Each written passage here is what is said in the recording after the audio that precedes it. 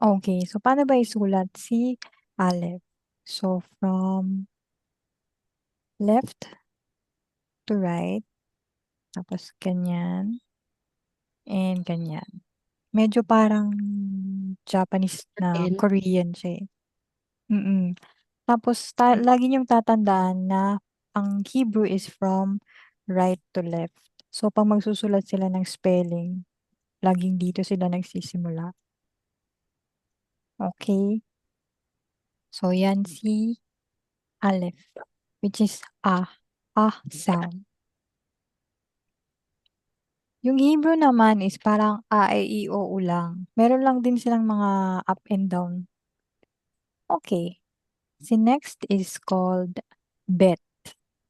Okay, so paano ba sinusulat si Bet? Pag ganyan lang siya. Tapos, meron lang siyang maliit na buntot dito. Okay, kapag ka may tuldok, ito si Bet. Okay? Kapag inalis mo yung tuldok, ang magiging sound niya is V or vet. Ah, okay. So may tuldok dapat yung teach. Yes, may tuldok siya dapat para maging vet. Pag wala niyan, ang basa sa kanya is vet. Okay? So, ganyan lang Okay. siya. Napakahirap kapag computer. Ganyan siya. Pag may Ganyan, tuldok, ano, ganyan. hindi Okay? na ko nalito. So, ano lang to computer letter. Iba pa yung handwriting. Hindi ko na ituturo yung handwriting kasi hindi ko rin alam. Hindi ko siya kailangang aralin. Kasi computer naman tayo lagi. Dati kabisado ko kaya lang wag na. Ang hirap isulat dun kasi bawa yung aleph niya pa ganyan. Tapos yung bet, nakalimutan ko na nga yung bet. Paano ba yung bet? Nakalimutan ko na pero meron dong magulo yung may pa ganun pa. Parang siyang Parang script. stenotyping Oo, lang. parang, oo, kakaiba yung, ang hirap basahin nun. Steno Hindi lang. katulad ng computer. Per prescription ba? Mahirap Joke lang. siyang isulat kasi mga bilog-bilog. Ayoko ng mga bilog-bilog. So, eto si Bet. Okay? Eh, bibigyan ko kayo ng homework Magsusulat kayo doon. Sisend nyo sa akin yung picture. Yes. Eto naman si Gmail. So, ito yung G sound. So, si Aleph, Bet, at saka Vet. Tapos si Gmail. Okay? So, si Gmail naman is dalawang way yung pagsusulat niya. Depende sa gusto nyo. Pwedeng straight na ganyan, tapos lalagyan mo lang siya ng parang ganyan. Yung iba naman, ginagawa nila medyo slant, tapos lalagyan nila ng ganyan. So, pareho lang siya. Pero mas common yung ganyan lang, medyo slant, tapos ganyan. Pag magsusulat sa papel na ganito yung gamit, pwede na yung straight lang, tapos bubuntutan mo lang. Si Gmail. Ah, Si Ga. Okay. So, kapag magmo-multiple choice sila, magagawa silang quiz, ang nilalagay nilang alphabet is Aleph, tapos Bet, tapos Gimel. Yan yung parang ABC nila. Okay. Next, alphabet. Hindi ko maintindihan bakit naging video yung presentation ko. Hindi ko na siya maalis. Ito naman yung letter D sound nila, si Dalet. Dalet, madali lang siya. Straight lang. Tapos mag-iiwan ka lang ng maliit na uwang. Yan si Dalet. Okay? Si Da. Okay? So, sa Hebrew kasi wala silang vowel sound. So, kapag magsusulat sila is puro consonants lang. Okay? So, example, yung fish. Ang fish kasi sa Hebrew is dag. So, lalagyan mo lang siya ng gimel sa unahan. Kasi nga, from right to left. So, ang basa niya dito is tapos G. Ganyan. Dog. kasi wala silang vowel. Pabaliktad yung basa. Okay? Pero exemption yung pangalan ng father tsaka mother kasi meron tayong aleph. May mga panakanakang panakanakang vowel sound. So, sabi si um, father, aba, a, aleph, bet, at tsaka aleph. So, ito yung ano niya. Actually, alam nyo, nasanay ako sa right to left. Di ba pag magka-copy-paste ka, no? Magka-copy-paste ako. Pag ang copy-paste ko nanggagaling na sa kanan pa kaliwa, dapat pa kaliwa, pa kanan ba? Kaya pala hindi gumagana yung copy-paste. Pabaliktad ako mag-copy-paste. Ganyan siya. Okay? Pangilan na to? Pang-apat. So, Aleph, Bet, Vet, Gimel, Dalet. Ito na yung number 5.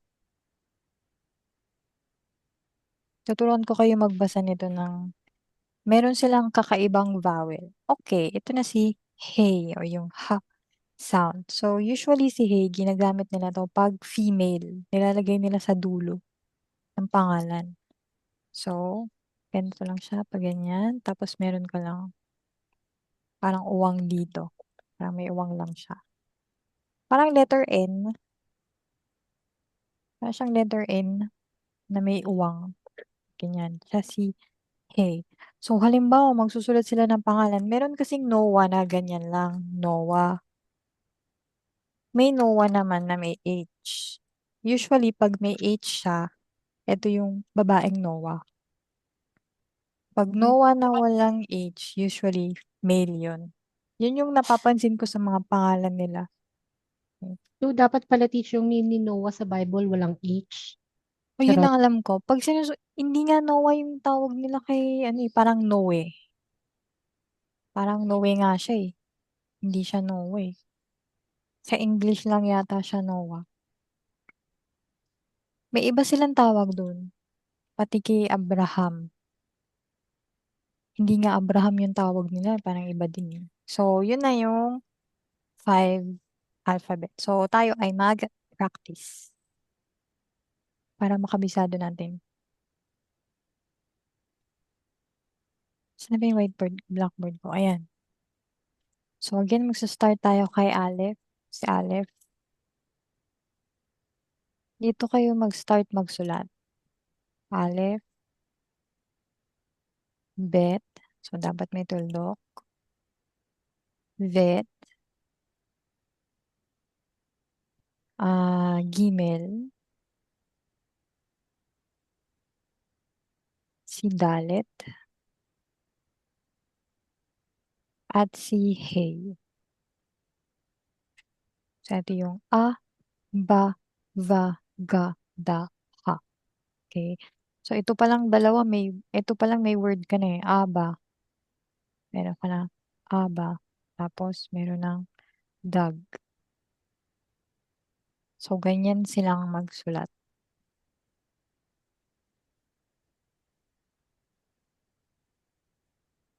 Ang hirap pag computer, no? Tapos, nakakalito pa yan minsan kasi depende sa font ng computer. Minsan, ang hirap din magbasa. Yan. Tapos, magsulat lang kayo ng magsulat hanggang makabisado nyo.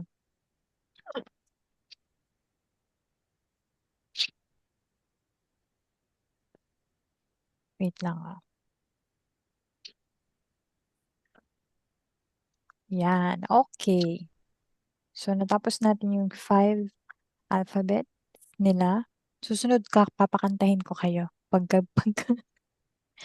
natapos natin lahat ng alphabet. Madami sila. Okay. Tayo sa introduction.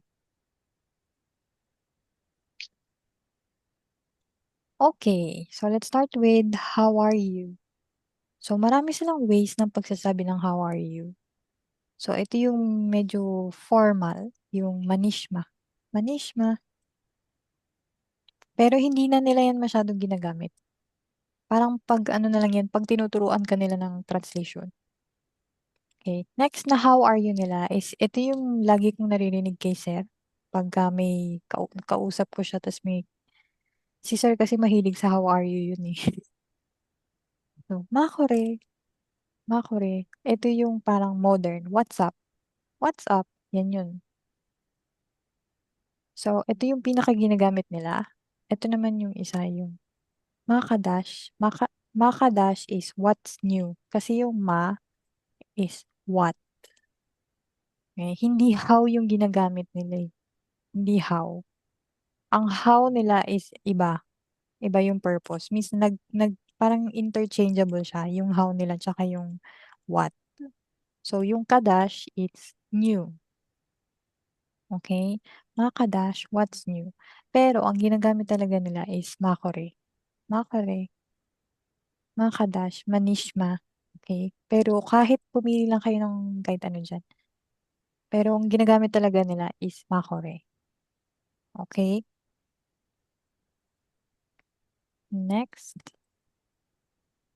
So, paano ba mag-reply sa how are you? So, yeah, syempre, alam natin, I'm fine, thank you. So, ano ba siya sa Hebrew? Ani beseder toda. So, ani is I'm, beseder is fine, toda is thank you. Okay, ani beseder toda. Nga, Cindy, repeat mo nga. Ani beserto ta? Ganun. Ani beseder toda. Ganun. Pero, di ba may, ano, may parang may intonation kasi sila. Sa atin kasi parang ang lambot sabihin, parang Korean. Pero, parang may sarili silang intonation eh. Meron, depende. Pero ito okay lang to kasi parang a, i, o, u lang yung sound nito. Minsan ang ginagawa nila pag tatanungin mo silang, how are you? Ang sasabihin lang nila, beseder, fine, Beseter. fine. Kasi yung beseder, dalawa siya. Pwedeng fine, pwedeng okay. So, ganyan siya. May isa pang way.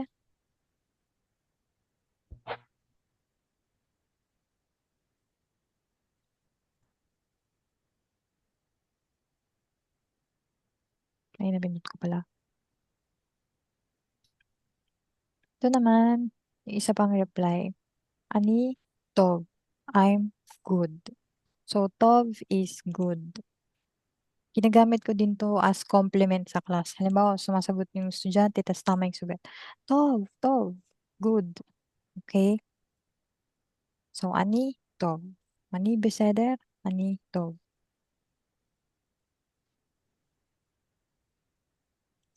Ito naman, yung isa pa, bihira naman silang mag-reply ng ganito, pero mas magandang alam nyo.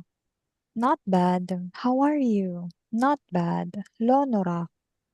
So, yung lo is no or not. Tapos yung Nora is bad. Okay. Kasi nga sa kanila, yes or no. Ang yes nila is can. Tapos yung no is lo. Tapos pag mapapansin nyo, pag makikipag-usap kayo sa estudyante, minsan na pagpapalit nila yung no at saka not, tsaka yung don't, at saka can't. Kasi nga, sa kanila, lo lang. Lahat ng hindi, dudugtungan lang nila ng lo. Gaya nito, lo Nora, not bad, not beautiful, loyo pa, ganun. Ay hindi, meron pala silang ugly na word. Pero madalas, nilalagyan lang nilang ng no or lo. Kaya yung grammar nila, nahirapan sila. Okay, so ano na ba? So meron na tayong ani beseder, ani tov, at saka lo Nora. Meron pang isa. Makore. Ito yung gustong-gusto kong nire-reply. I'm very good. Ani beseder gamur. Hindi ko alam kung ano ibig sabihin ng gamur pero baka good din siya. Mas, ano to, medyo formal yata to. Mas naririnig ko to madalas na reply. Itong ani beseder gamur. Ani beseder gamur, I'm very good. Sige nga, Trina, paki-repeat.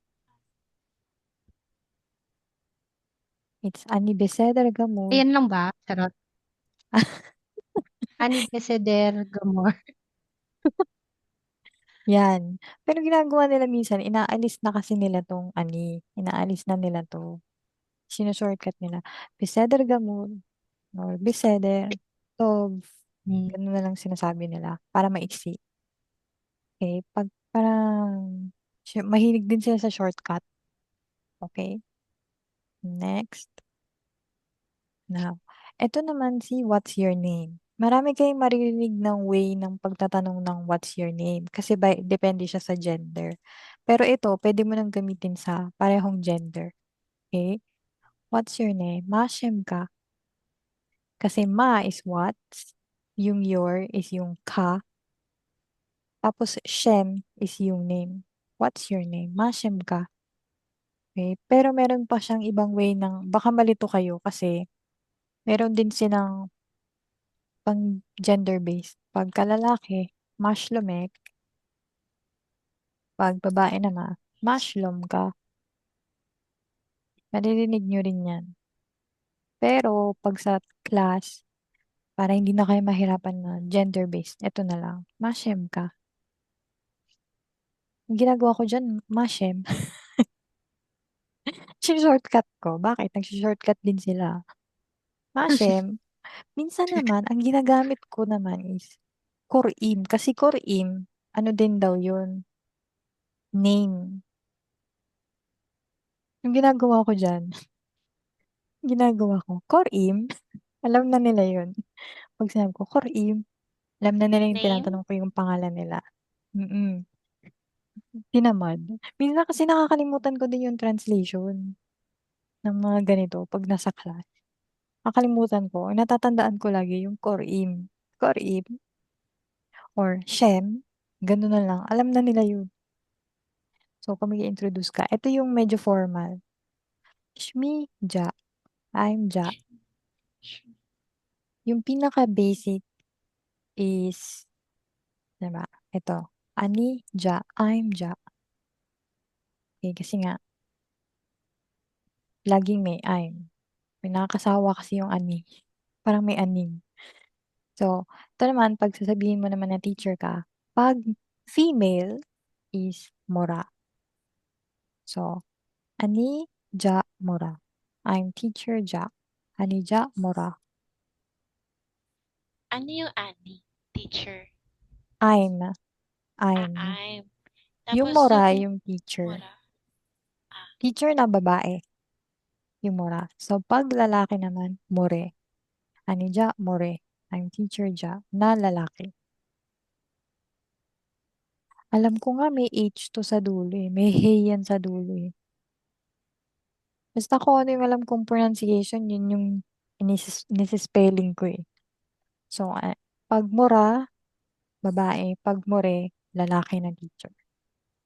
Pero mahaba pa yan. Meron pang pag plural, meron pang plural na babae, plural na lalaki. Ang pangit nga ng plural na babae. Oh, yan.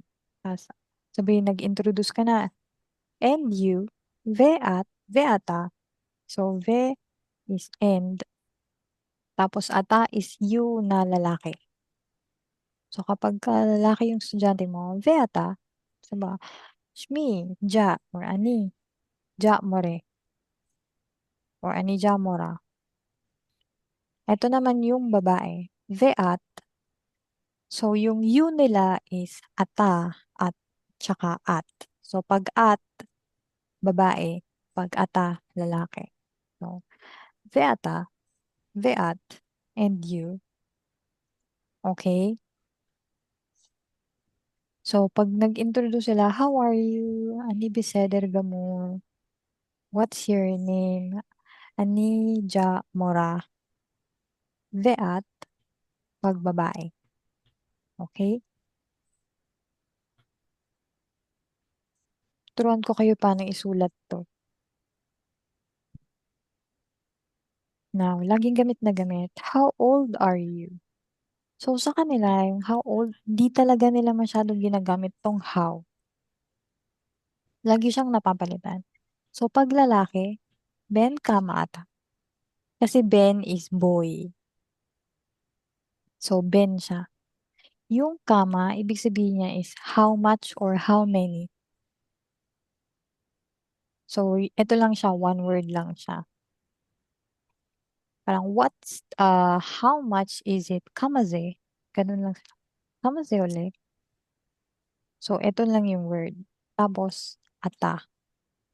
So, pag lalaki, ben, kama, ata. Okay? Ben, kama, ata. Kahit ano namang intonation, okay lang. Wag lang Bisaya. Hindi nila maintindihan. May Hebrew kasi Bisaya yung Hebrew.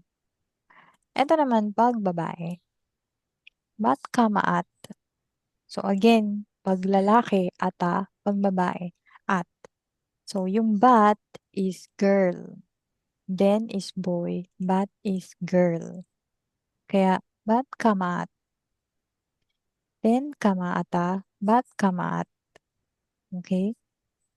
So, pag magtatanong kayo ng how many or how much, nalilito sila doon. Kasi nga, ito lang sinasabi nila, kama. Tapos dudugtungan lang nila ng kung ano yung tinatanong nila. Okay? Madali lang, di ba? Wala pa Hindi. tayo sa reading eh. Di ba? Push mo yan. Na-overwhelmed na ako. Maiksi lang naman to. Hindi ko Mahirap po. hahabaan. Kaya mag-homework tayo. Eto na, yung, halimbawa magsa-start na kayo. Are you ready? Atmukhan, atamukhan, Kamukhan. atamukhan. Atamukhan. Kasi itong dalawang to, ayan yung parang dumadahak. Hak, hak. Atamukhan, pag ano to pag male. Atamukhan, kasi nga ata. Palatandaan yung nakalagay kasi ata. So, lalaki siya. Pag ang estudyante mo lalaki. Atamukhan, pag babae, at mukha na. So, yung parang letter A dun sa ata, napunta siya dito sa dulo. Pero ako, shortcut ako lagi. Mukhan, mukha na. Ganun lang ako. Ready? Hindi ko na dinudog. Wala kasi silang is-are. Wala silang is-are eh. Yung mga ganyan. Wala yan sa kanila. So, you lang siya. You ready? Eh, ang ginagawa ko na lang, ready? Mukha na. Mukhan. Ganun lang. Okay? Mhm. Practice tayo.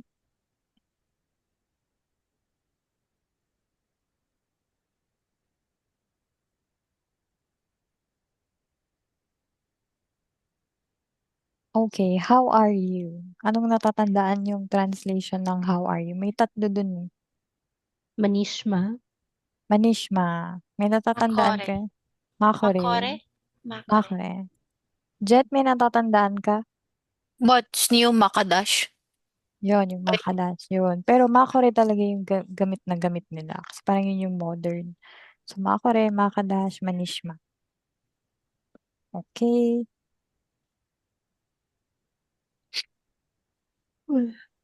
Now, I'm fine.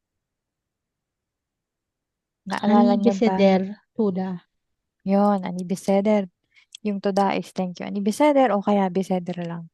Beseder. Beseder. Okay.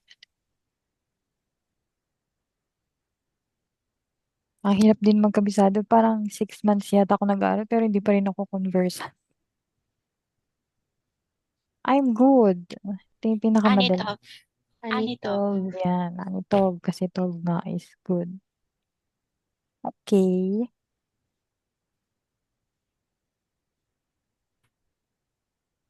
Next, ang bagal kasi. Ba't kasi naka-video to? Di ko talaga siya matanggal sa video.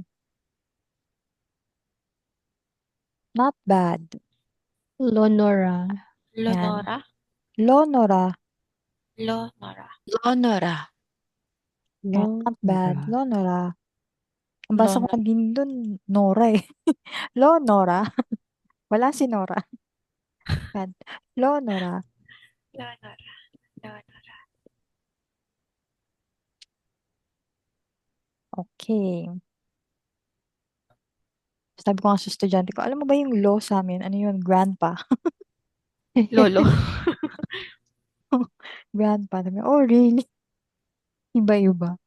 Okay, I'm very good. Ani Ah, Beseder Gamor. Ani Beseder Beseder. Gamor. Gamor. Dalas ko yung narinig. Pag medyo formal. Eh,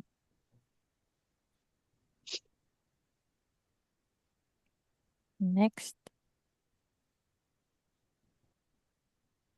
Okay, what's your name? Natatandaan niyo What's pa? your name? Masyam ka? Mashem ka. Masyam Mashem ka? ka. Mashem ka. Parang ano, parang Chinese. Mashem ka. Diba? Japanese. Mashem ka. Masyam ka. Masyam ka. Ako talaga mashem Mashlamek. lang ako eh. Mashlamek, Mashlam ka. mashlot ka. Ganun lang siya. Okay. Gamit na gamit nila yung what eh, yung ma. How old are you? Pag lalaki. Tatandaan niyo? Ben kamaata. Yon. Pag babae, Ben Bat kamaat. kamaat. Ay, bat kamaat, sorry. correct. Alam niyo na nga eh. Siyempre May may notes ka binabasa. eh. May notes pa din po. May kodigo Actually, kami. yan din kami nung nag-aaral eh. May notes kami. Akala nung teacher namin, ang galing namin. May notes din. Basta Ben at saka Bat. Boy and girl.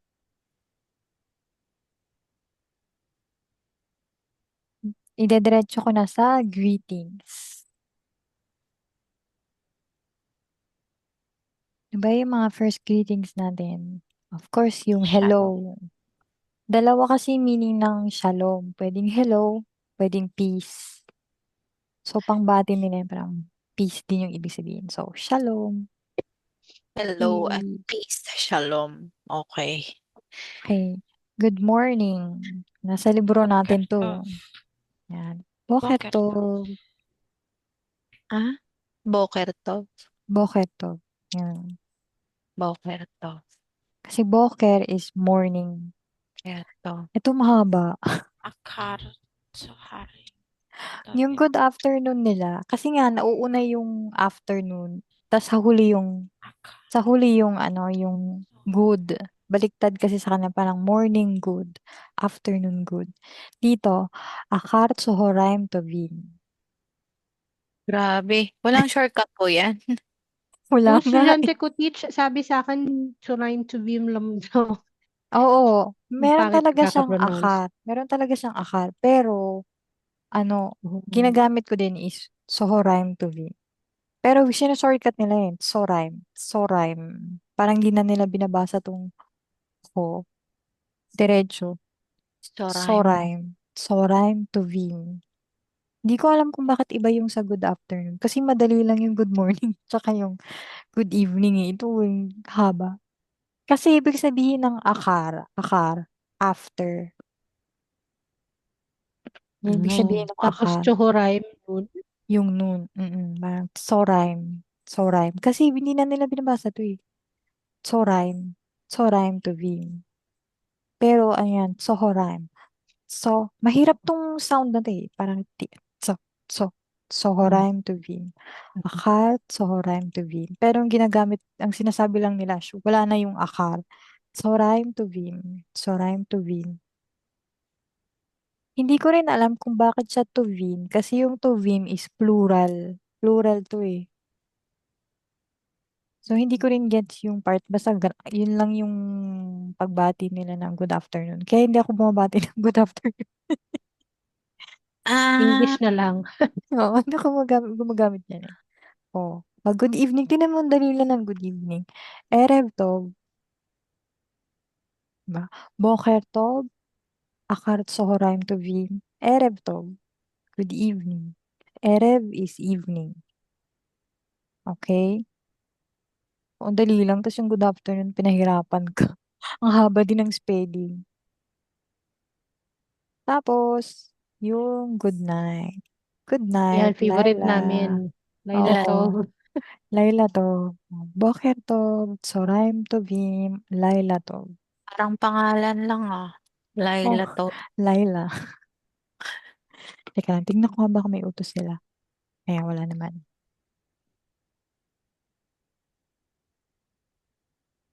Okay. Next. Meron pa bang next? Practice na tayo. Last na to.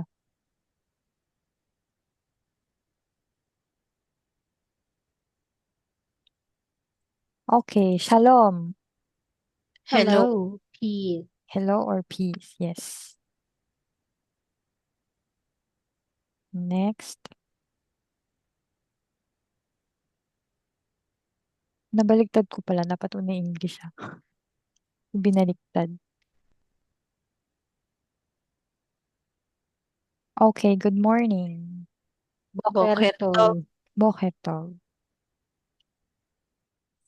Nasa libro natin yan, mababasa niyo yan. Ito kasi yung mga una kong natutunan. Kaya ito yung tinuturo ko. O, naalala nyo? Akar tsohoraim tuvim. O, taray. Galing.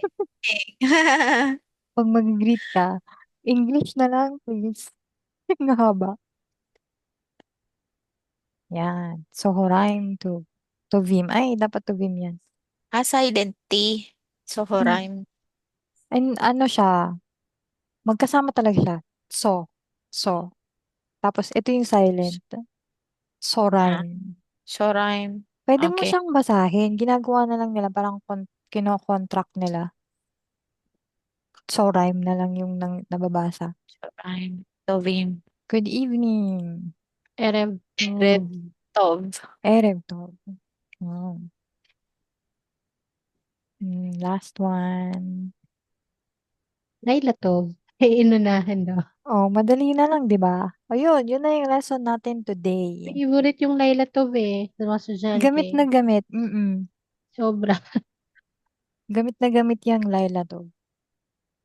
Okay, so mag-practice kayong magsulat tapos sulat nyo sa papel tapos picturean nyo, send nyo sa akin. Tapos next ano ulit? Next Sunday ulit. Lesson 2 naman. Okay, madali lang ba? Nagets nyo Yes, naman. Medyo teach. Ano yung isusulat namin? Yung May alphabet. words ka? Yung Alphabet alphabet lang. lang. Alphabet lang. Okay. Kasi next pag medyo marami-rami na kayong alam na alphabet, magta-try tayo ng reading. oh my gosh. Yung reading nila is mahirap. Doon talaga kami natagalan. Kasi wala nga silang vowel. So, kailangan alam mo yung word para mabasa mo siya. Okay, guys. O, di ba may iksi lang? Okay, thank you. Ay, Sige, si Zoe teach. ngayon lang kakagising. Laila Tov. Laila, to. Laila Tov. Teachers. Laila Nagamit, tov, nagamit agad. teachers.